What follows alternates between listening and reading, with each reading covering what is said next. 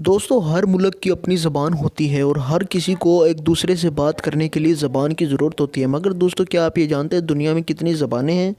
या दोस्तों आप लोग ये जानते हैं कि एक ऐसा भी कंटिनेंट है जो कि एक मुल्क है सिर्फ़?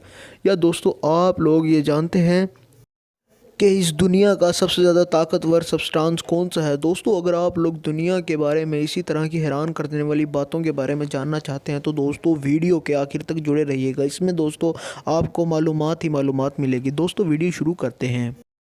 एक अंदाजे के मुताबिक इस दुनिया में तकरीबन 7139 ज़बानें बोली जाती हैं। जी दोस्तों आपने सही सुना, 7139 ज़बानें आज के दौर में तकरीबन बोली जाती हैं एक अंदाजे के मुताबिक।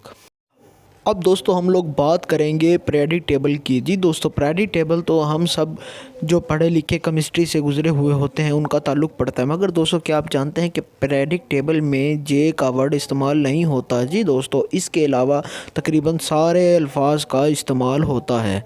दोस्तों अब मैं आप लोगों को बताऊँगा कि वो कौन सा कंटिनेंट है जो कि एक मुल्क है और दोस्तों एक कंटिनेंट पे। दोस्तों ये कंटिनेंट ऑस्ट्रेलिया है। जी दोस्तों पूरी दुनिया में ये वाहिद ऐसा कंटिनेंट है जो कि एक मुल्क है। इसके अलावा दोस्तों कोई ऐसा कंटिनेंट नहीं जो कि एक मुल्क भी हो।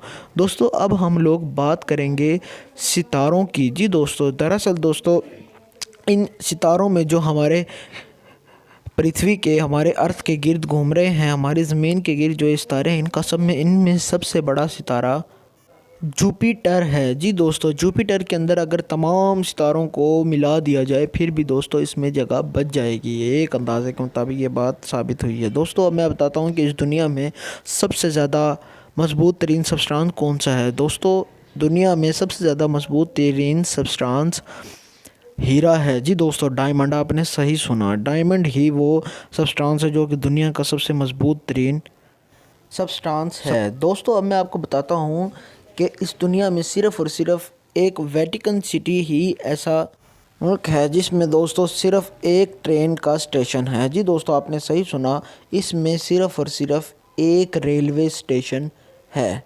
दोस्तों अब मैं आपको बताता हूँ कि अगर आप लोग 1 से लेकर 100 तक की गिनती को आपस में जमा करें तो इसका क्या जवाब आएगा? दोस्तों दरअसल इसका जवाब 50-50 आएगा।